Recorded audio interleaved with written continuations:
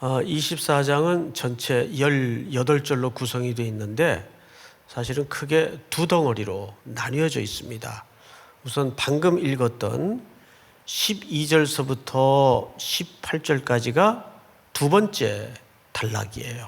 그리고 첫 번째 단락은 아시는 대로 1절서부터 11절까지입니다. 그래서 오늘 두 번째 단락을 조금 더 명확히 이해하기 위해서는 첫 번째 단락에 대한 이해를 전제해야만이 12절서부터 이어지는 두 번째 단락 의미가 무엇인지를 알 수 있어요.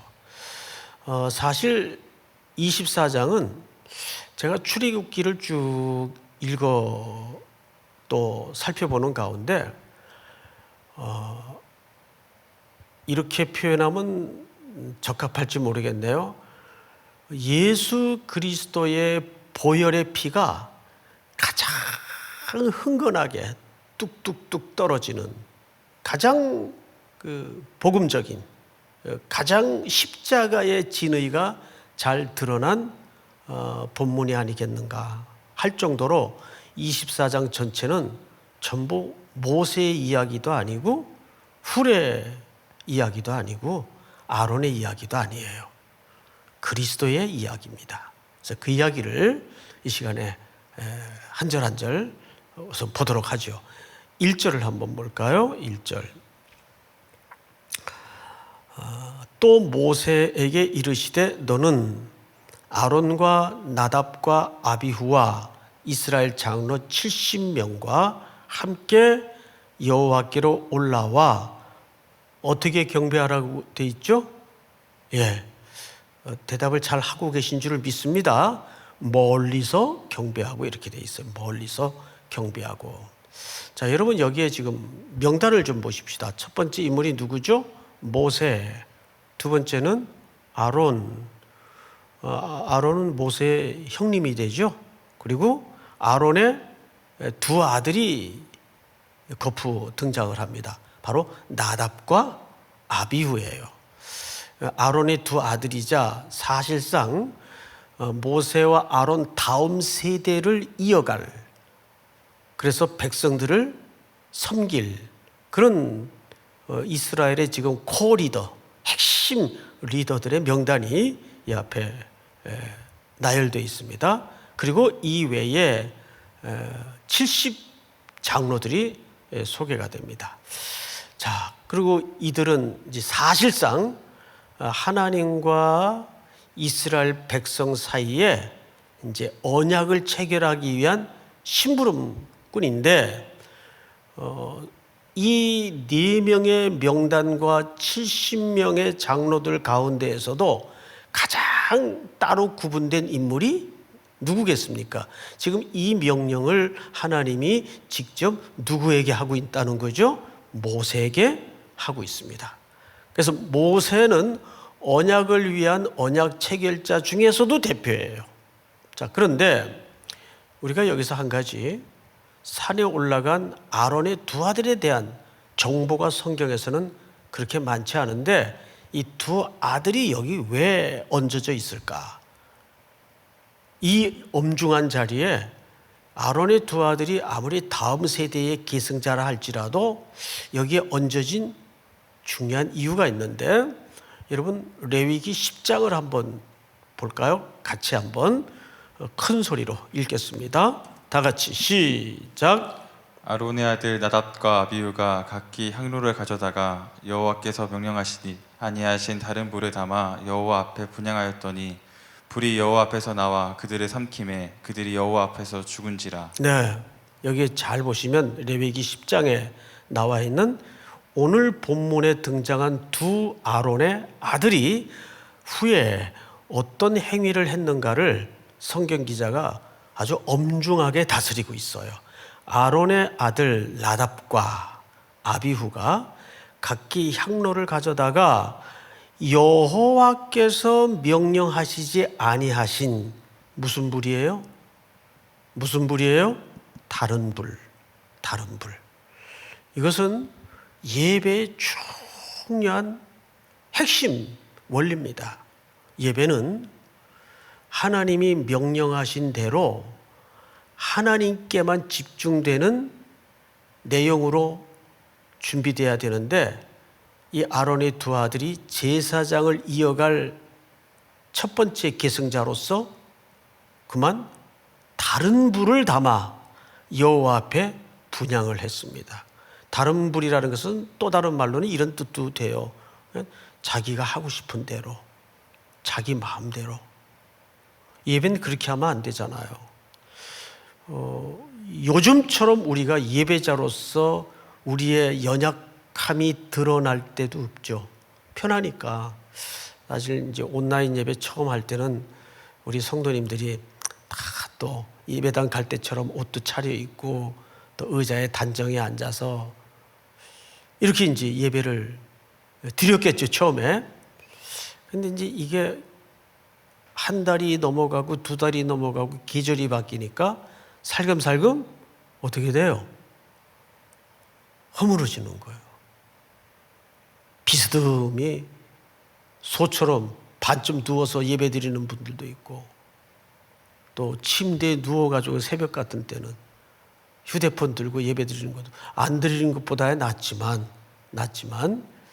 우리가 예배 드릴 때는 태도 또한 내용만큼이나 중요하다는 것을 잊어서는 안 됩니다.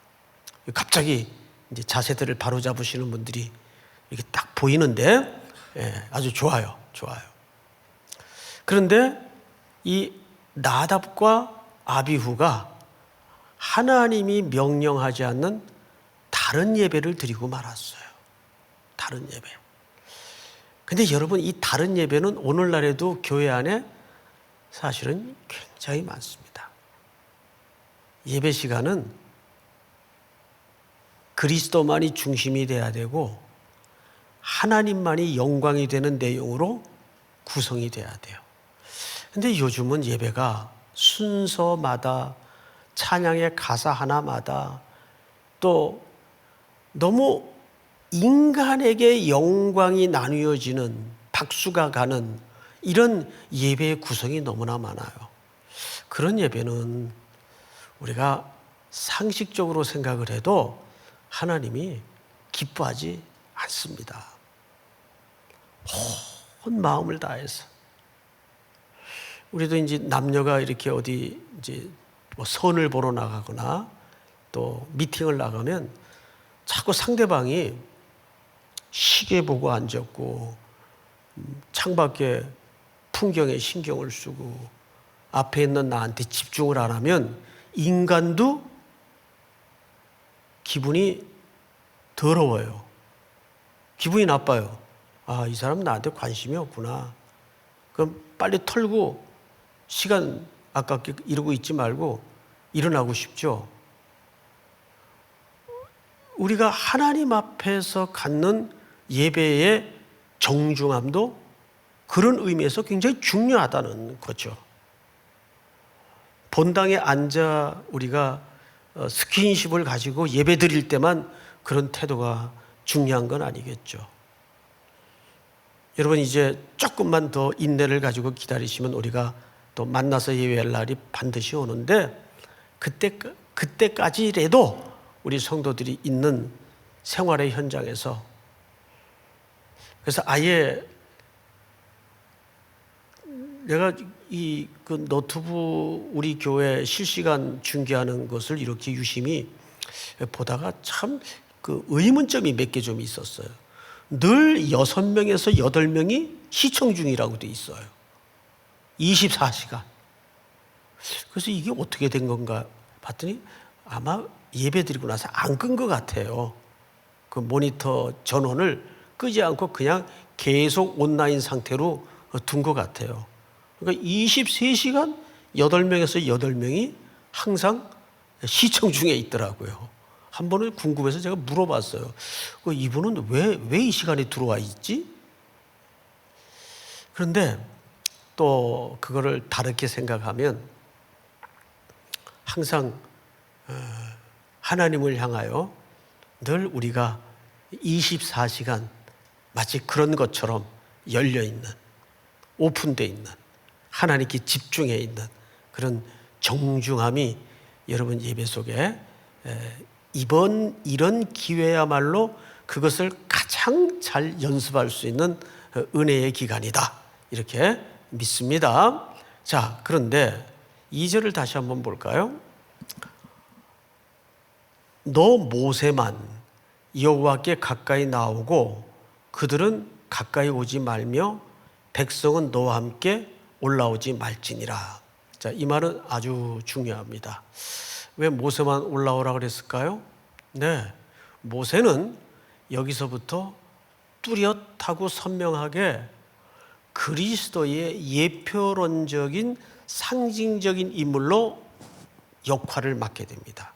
그래서 지금부터는 모세는 인간이지만 오실 그리스도에 대한 뭘 맡았다고요? 예표론적인 상징을 맡은 인물로서 소개가 되고 있어요.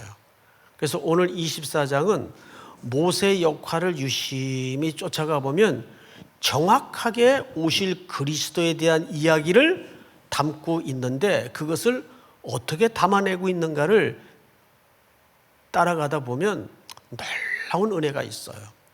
그래서 여기서 모세만 올라오라고 한 것은 모세가 누구의 상징적 역할을 맡았기 때문이라고요? 그렇습니다. 예수 그리스도에 대한 예표론적 상징을 맡았기 때문입니다. 자, 3절을 보세요. 모세가 와서 여호와의 모든 말씀과 그의 모든 율례를 백성에게 전하매 그들이 한 소리로 응답하여 이르되, 여기 한 소리로라는 말은 사실 원문을 보면 만장일치로, 한 명도 예외 없이 만장일치로 그 말이에요. 그리고 이르되 여호와께서 말씀하신 모든 것을 우리가 어떻게 하리이다? 준행하리이다. 여기 준행하리이다라는 말은 이런 뜻입니다. 끊임없이 지속적으로 우리가 지키겠습니다라는 백성들이 하나님에 대한 모세를 통해 뭘 하는 거죠? 맹약을 하고 있는 거예요. 맹세와 약속을 하고 있는 거예요. 자, 그런데 우리는 여기서 모세의 행위를 설명한 동사 속에서 모세가 왜 그리스도의 예표론적 그림인가를 살짝이나마 그 힌트를 발견할 수가 있는데, 3절을 다시 볼까요? 2절 하반절부터 읽겠습니다. 그들은 가까이 나오지 말며 백성은 너와 함께 올라오지 말지니라. 모세가 와서 여호와의 모든 말씀과, 이렇게 돼 있어요. 그러면 모세가 즉각적으로 올라갔다가 어떻게 됐다는 얘기예요? 백성들에게 즉각적으로 내려왔다는 얘기예요. 여기에는 어떤 군더더기의 과정과 설명이 나타나 있질 않아요. 예수님께서 십자가에 드러내신 가장 중요한 예수님의 십자가에 나타난 태도는 뭡니까? 그 무시무시한 아픔과 고난을 겪었다. 물론 그 내용도 포함되어 있지만 십자가는 온 땅에 아버지의 뜻을 이루기 위한 순종의 절정이에요. 뭐의 절정이라고요? 순종의 절정이에요. 모세는 여기서 하나님이 너만 올라와라, 즉각적으로 올라갔고 다시 그 명을 받들어서 위에서 받아든 말씀을 가지고 즉각적으로 내려와서 그 말씀을 누구에게 전달하고 있죠? 백성들에게 전달하고 있어요. 그러니까 그 말씀을 들은 백성들이 만장일치로 맹세를 하는데, 글쎄요, 이 맹세가 지켜질지 안 지켜질지는 두고 볼 필요 없이 우리가 출애굽기의 40년의 여정을 보면 하나도 지켜지질 않습니다. 그래서 여기서는 이들이 이 맹약과 준행하겠다고 맹세한 게 사실은 또 나옵니다. 이제 후반절에 가서 우리가 그 부분을 확인하게 될 거예요. 자, 4절 한번 같이 읽읍시다. 시작. 모세가 여호와의 모든 말씀을 기록하고 이른 아침에 일어나 산 아래에 제단을 쌓고 이스라엘 12지파대로 12기둥을 세우고. 예, 잘 보세요. 여기서 우리 그 개혁주의 입장의 성경관이 매우 깊게 정확하게 명시되어 있는데, 모세가 여호와의 모든 말씀을 어떻게 했어요? 기록했어요. 자, 우리 화면을 좀 우리 성도님들 보시기 바랍니다. 그러면 첫 번째 산에 올라가서 하나님께로부터 받은 말씀은 하나님이 써준 거예요? 모세가 받아 적은 거예요? 전자입니까? 후자입니까? 성경을 잘 보세요. 모든 말씀을 기록하고, 누가 기록했어요? 모세가 기록했어요. 그러면 이 첫 번째 말씀은 하나님이 써준 게 아니라 모세가 받아 적은 거예요. 그런데 우리가 디모데서에 가면 모든 성경은 하나님의 뭘로 기록된 것으로? 감동으로 기록된 것으로. 그러면 이때 이미 모세가 그 말씀을 받아 적을 때 누가 역사하셨습니까? 성부 하나님과 성령 하나님도 이 받아 적는 모세의 글 속에 역사하셨을까요? 안 하셨을까요? 역사하신 겁니다. 드디어 성경이 쓰여지기 시작하는 거예요. 사실상. 그리고 이제 성경을 보십시다. 모든 말씀을 기록하고 이른 아침에 일어나 산 아래 뭘 쌓았어요? 제단을 쌓았어요. 그리고 12지파대로 뭘 세웠어요? 기둥을 세웠어요. 자, 따라서 해볼까요, 우리 성도님들? 제단, 그리고 또 하나는 뭘 세워요? 기둥.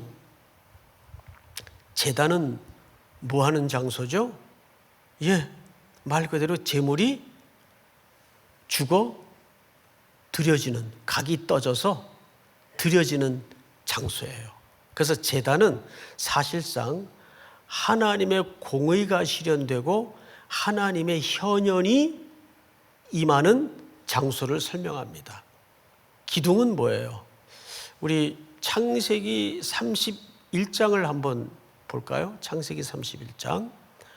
야곱이 또 산에서 제사를 드리고 형제들을 불러 떡을 먹이니 그들이 떡을 먹고 산에서 밤을 지내고 45절을 좀 띄워주세요.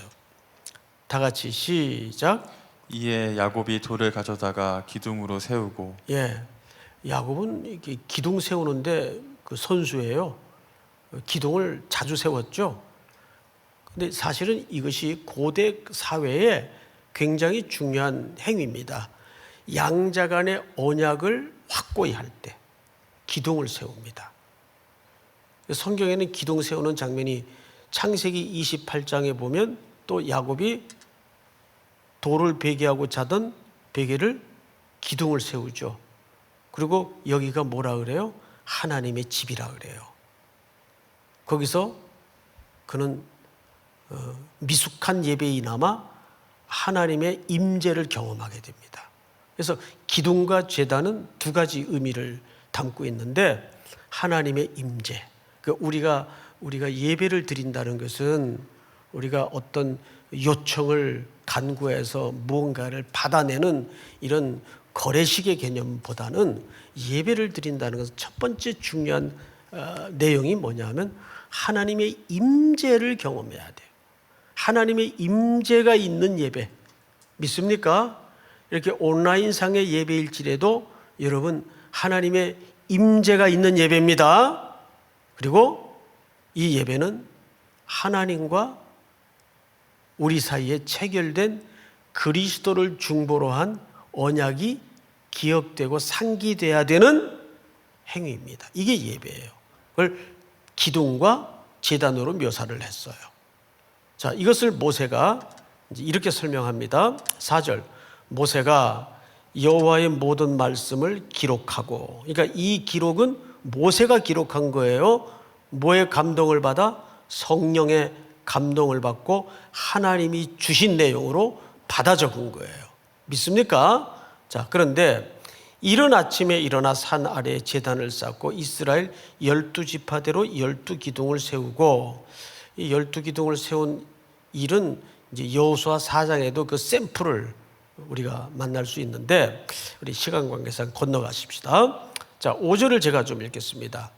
이스라엘 자손의 청년들을 보내어 여호와께로 소로 번제와 화목제를 드리게 하고, 아마 청년들을 보낸 것은 이 소라는 큰 동물을 제물로 잡아야 되기 때문에 좀 기운이 있는 사람들이 필요했기 때문에, 어떤 학자는 이 청년들이 아론의 두 아들인 나답과 아비후가 아니겠는가 이렇게 보는 학자들도 있는데, 꼭 그렇게 볼 필요는 없어요. 그냥 제물을 잡아야 되니까 좀 기운 있는 이제 힘을 쓸 수 있는 청년들이 필요했겠죠.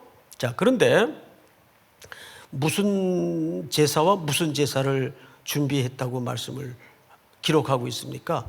번제. 두 번째는요, 화목제입니다.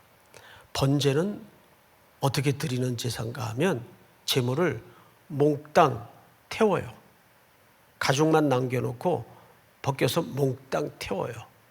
그리고 제단에 드립니다. 이것은 헌신이에요. 완전한 헌신. 그리고 두 번째, 화목제는 말 그대로 그 제사의 성격이 교제입니다.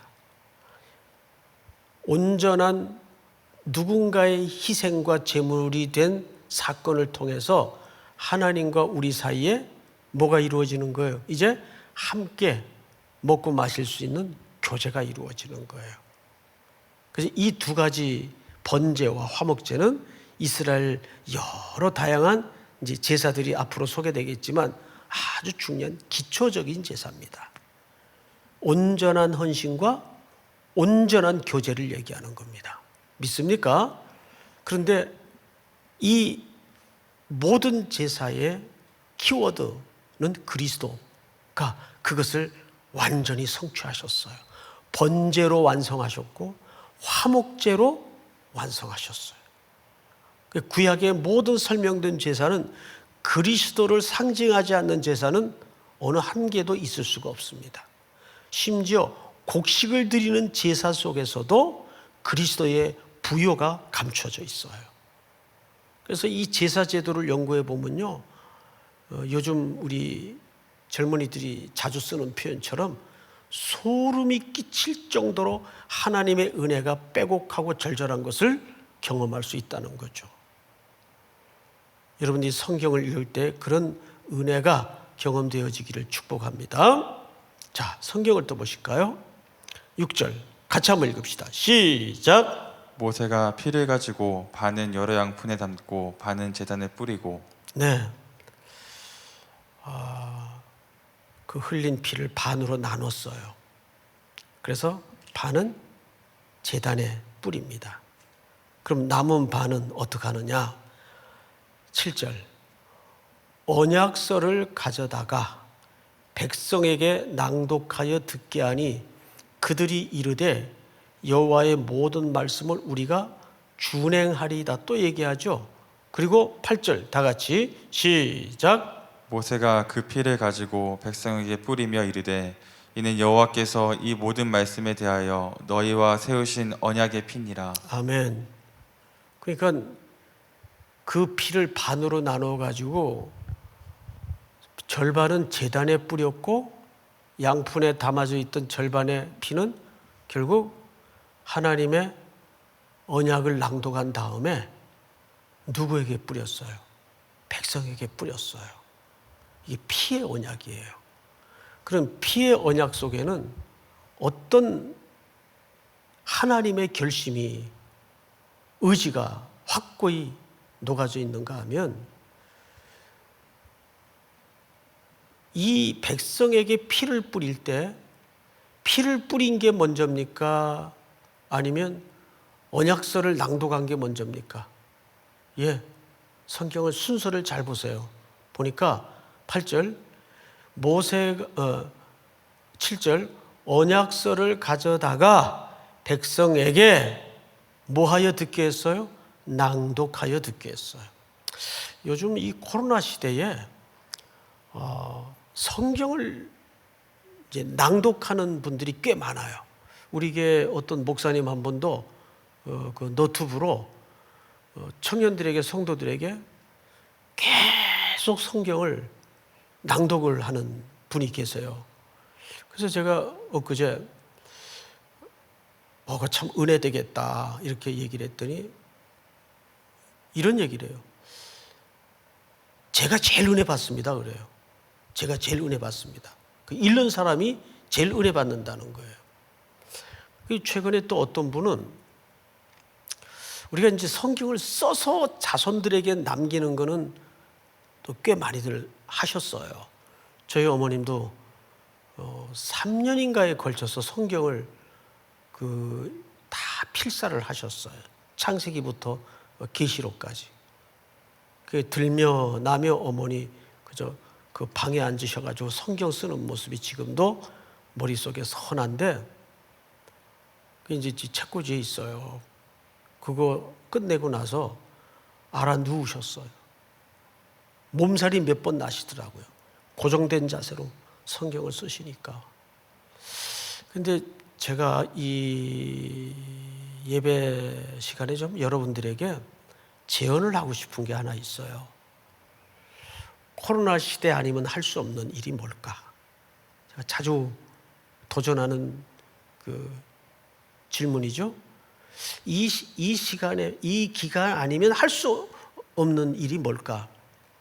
내 목소리도 늙잖아요. 그죠? 예. 제 목소리가 많이 늙었어요. 옛날에 비해서. 옛날에는 정말 아주 굉장히 그만합시다. 또 시험 들라 잠자기 전에. 어쨌든 지금 이런 지저분한 목소리가 아니었어요.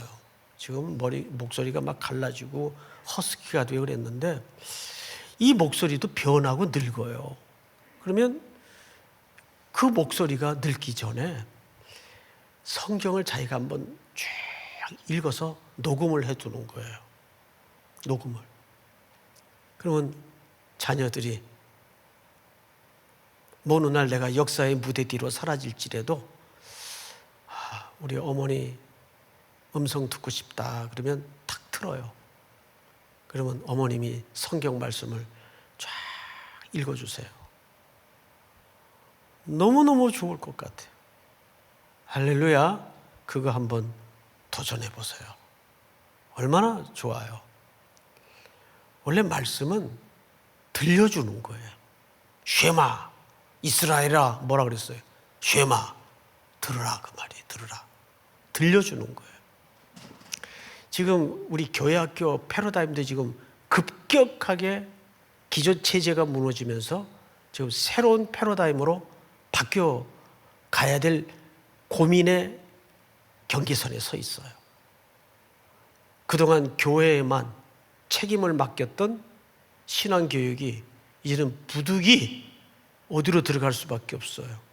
온라인 속으로 해서 가정으로 융합될 수밖에 없어요. 그런데 애들이 뭐에 집중하느냐. 오늘도 어느 전사님 얘기를 들어보니까 그렇게 성경을 읽으면 암송을 시키면 애들이 그렇게 집중을 한다 그래요. 애들 집중 한도량이 20분이랍니다. 20분 넘어가면 어쨌든 안 된대요.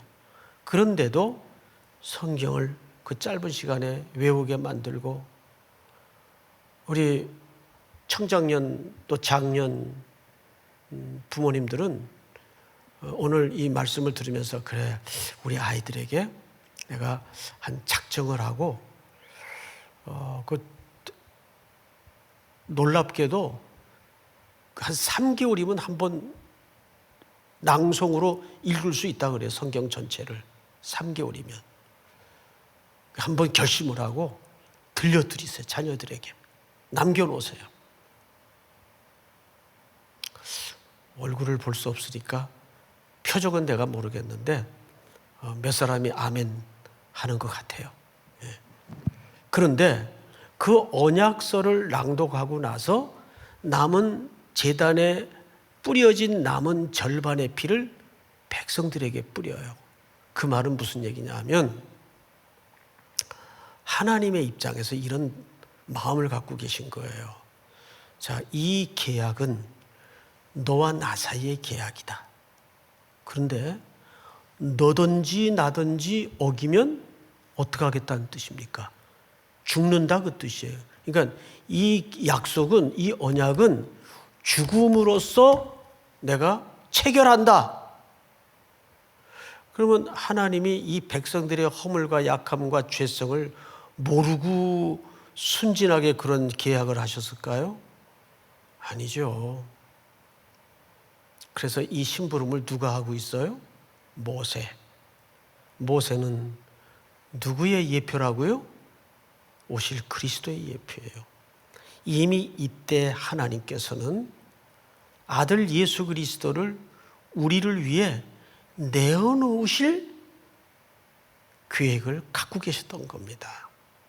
이 허물진 백성 때문에.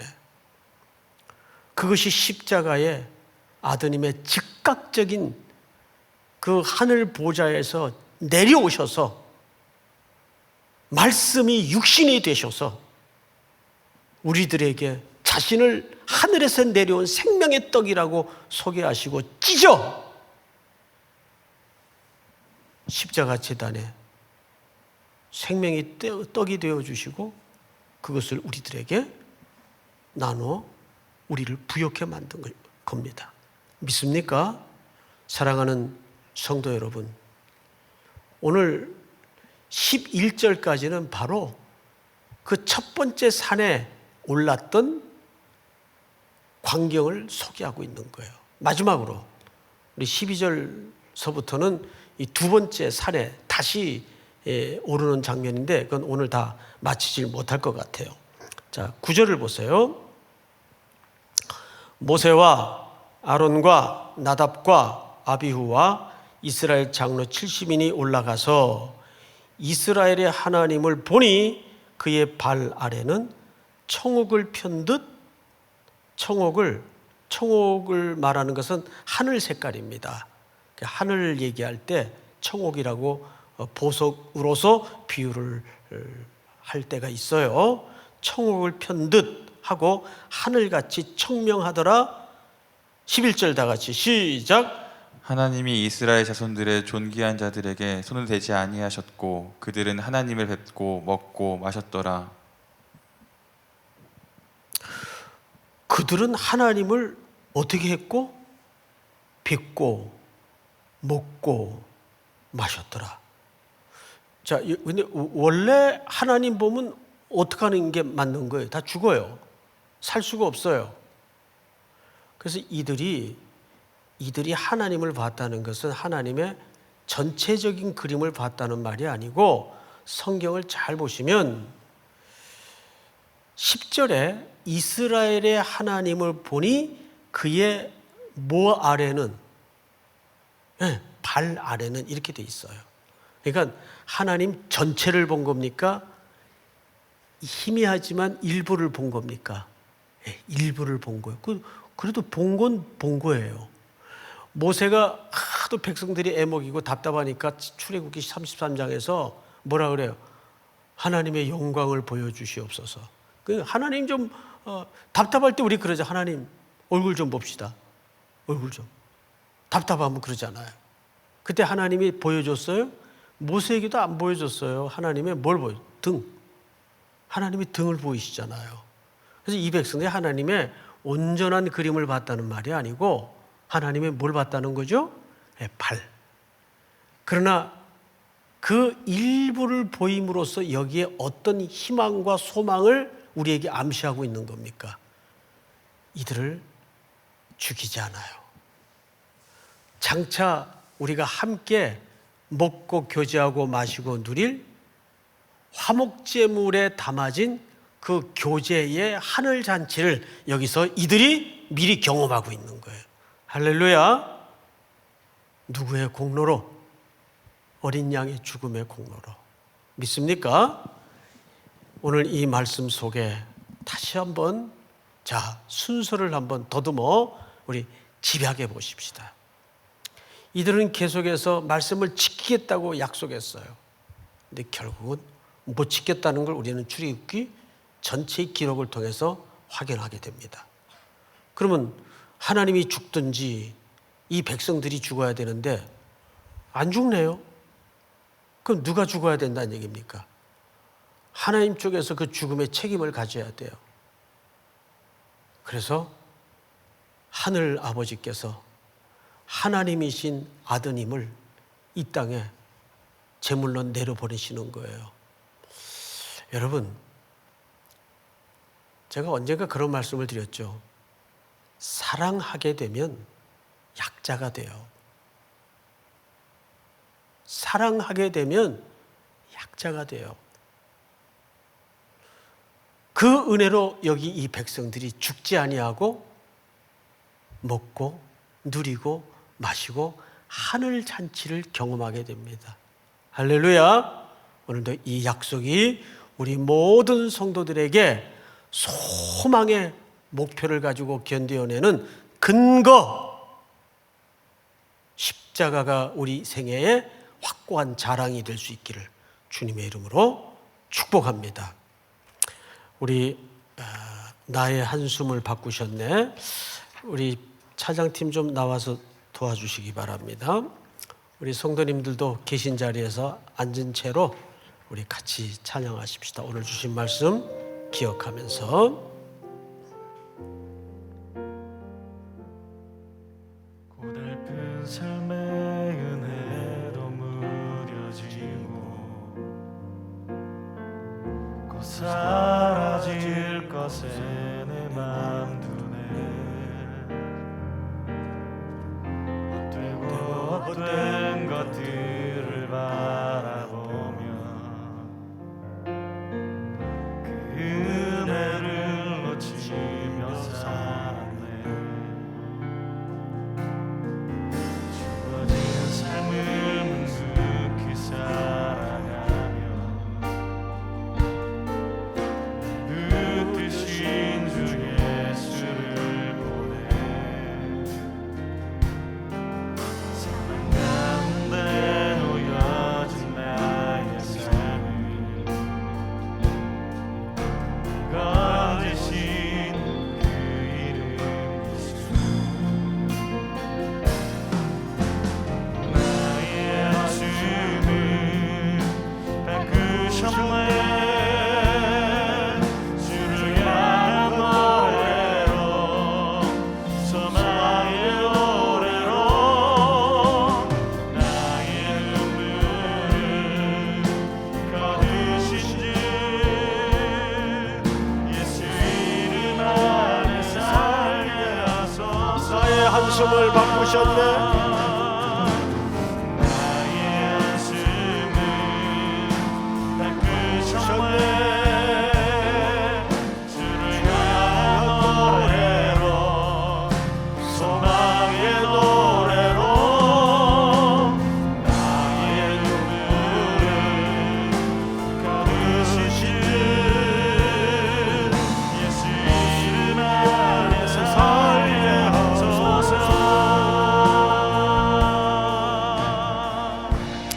우리 한번 고요히 눈을 감으십시다. 머무신 그 자리에서 상황이 되지 않으면 나직한 음성으로, 형편이 되면 애통하여 부르짖음으로 자유롭게 기도할 텐데, 이런 제목을 좀 나누면 좋겠습니다. 상황은 급변하게 돌아가고 한치 앞의 미래가 어떻게 될지 알지 못하지만 우리 모든 성도의 삶은 다시 오실 주님, 거기에 우리의 시간표를 맞출 수 있어야 됩니다. 이 땅의 모든 것들이 전쟁으로, 가난으로, 질병으로, 환난으로, 자연재해로 무너질지라도 그리스도는 영원하십니다. 근데 그분이 다시 오십니다. 하나님의 언약은 아드님을 내어주시기까지 우리를 죽이지 아니하시고 반드시 완성하고 성취해내셔서 하나님이 약속한 대로 우리를 만들어 가실 겁니다. 하나님이 약속한 대로 이 세상을 운영하실 겁니다.